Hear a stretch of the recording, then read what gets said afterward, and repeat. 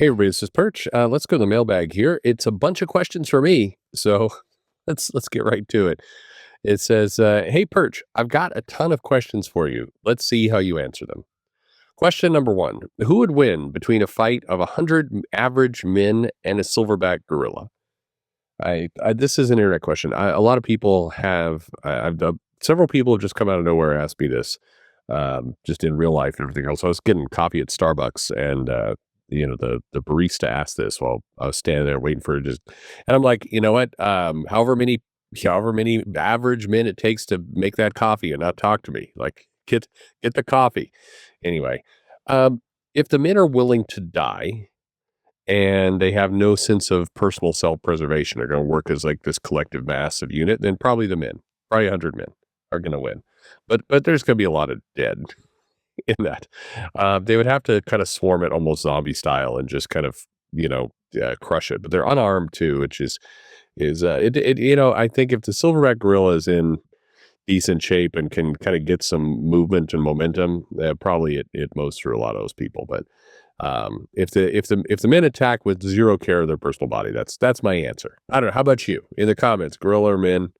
Or is this related to the woman would rather be chased by a man or a gorilla in the forest, or whatever, like, or encounter, was that a bear? That was a bear. Never mind. A bear. I don't know. What about 100 unarmed women and a silverback gorilla? What about 100 unarmed men and one woman? No, that's porn. That we see on Twitter. Anyway, next question. Here we go. Number two. Who do you think drew sexier women in comics? Jim Lee or Art Adams? I mean, Art Adams all day long, every day. I think I like Jim Lee as an artist. Don't get me wrong. Good comics, everything else. But I think I mean, if you're talking about artists that I enjoyed better, I enjoyed John Byrne better than Jim Lee. I do think, John Byrne, I would say Jim Lee drew sexier women than John Byrne if we're sticking with that part of the question. But I like John Byrne's art better. I like Mark Silvestri's art much better, and I think Mark Silvestri draws some incredibly sexy women. But Art Adams, I mean, that's not even close. I still think, one of the underrated artists out there in terms of really attractive women superheroes, Brett Blevins. I mean, good Lord, girls are perky. That's the best way to put it. Anyway, that's what I go with. I think I see a lot of people, and it's what's interesting. The correlation for me is a lot of people who I would say were really fans of comics in the 90s don't really have a lot to say about comics these days, aren't reading them. They tend to, Jim Lee is their favorite artist, and he's the artist of people who liked comics in the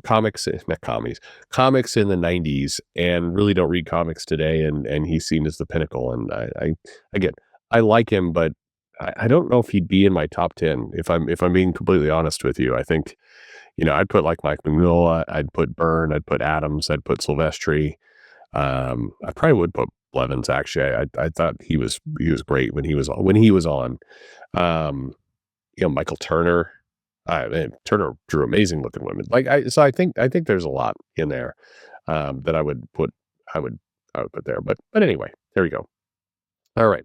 Question number 3. Would you rather have a comic on time or late if the late comic book had much better quality?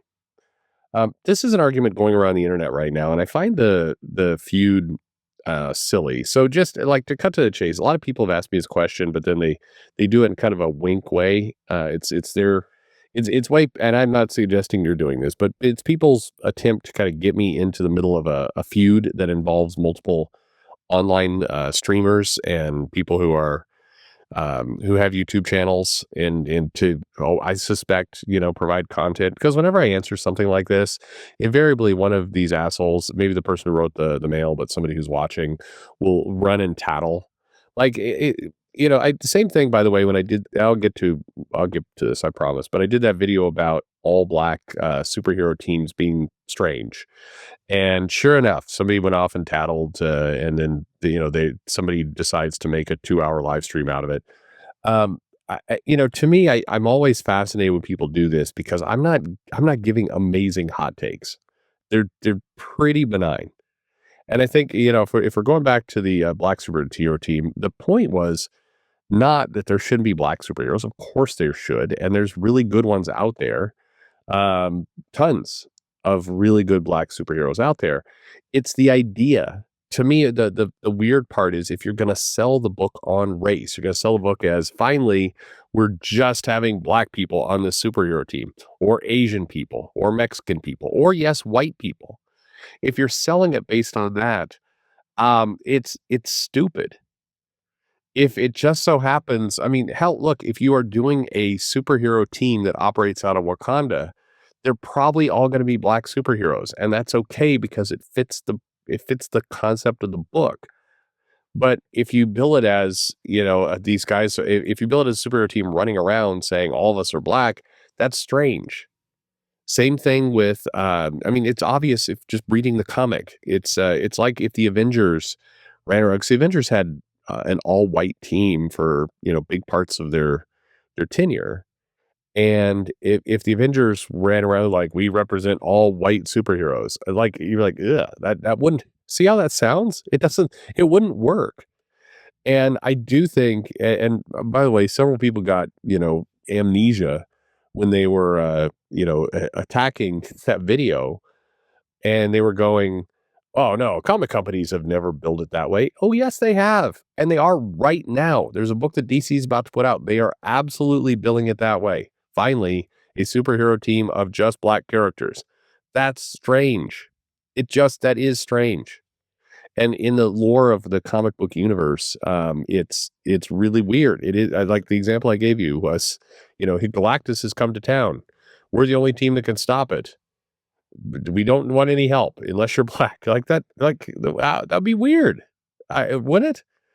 But that is not an argument saying you shouldn't have black superheroes or shouldn't even have black teams, but it should just be the team. Just show up, do the superheroing. It's fine. But the second you start marketing it that way, it's strange. And it's strange for any race, including whites. It'd be strange if it was all gay superheroes. It's just strange. The JLQ is strange. If that's how you're billing it and promoting it. But that's my take. It doesn't have to be yours, so you don't need to lose your fucking mind about it. But anyway, back to the other question. That again, it feels a little bit like bait, but why not? I'll wade into it. The argument you've got is you have some comic producers. I think Eric July, the Iconic Comics group.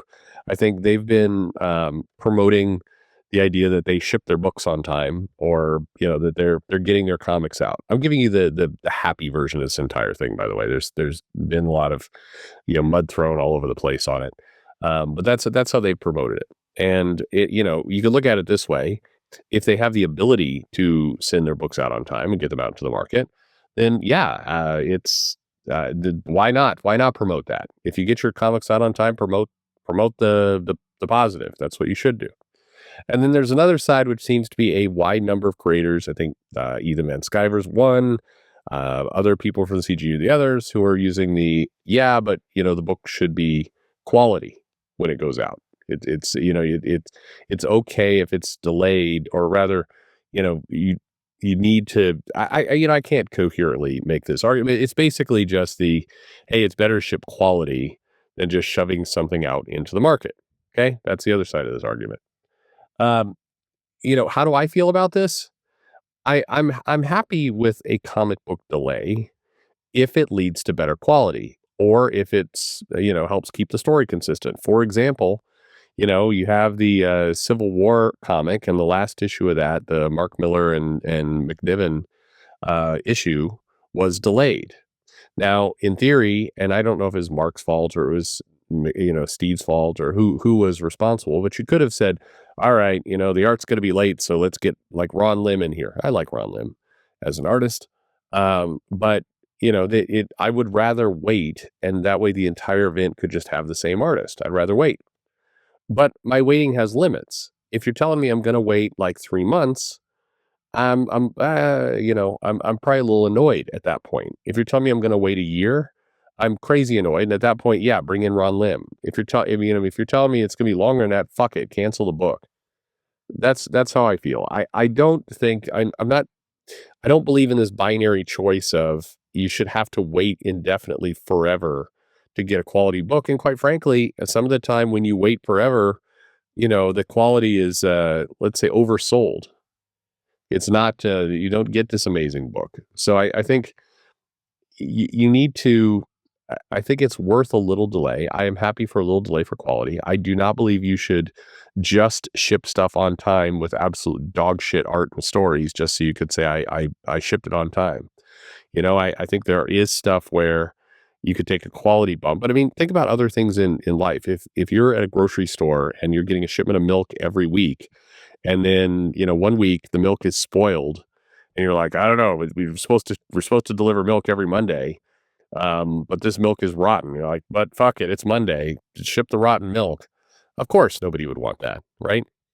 I'm not sure. I do think that some of these comics where people are like, well, they're lower quality, but they're shipping on time. I don't know. Are they lower quality? I'm honestly asking. I mean, that becomes the label, but I'm not sure it's true, or I don't know. I think first of all, that may be a little subjective in how people are calling it this. It does feel like just a general, mudslinging contest between individuals who want to attack each other. I don't know. And by the way, don't get in and say one guy's slinging more mud than the other. I don't know who's slinging all the mud. For my own sanity, I ignore that shit as much as humanly possible because it does me no good. I'm not interested in the fight. Not really interested in the fight outcome. So don't care. But in terms of quality, yeah, I think, it's okay to delay a bit to get something that's a higher quality result.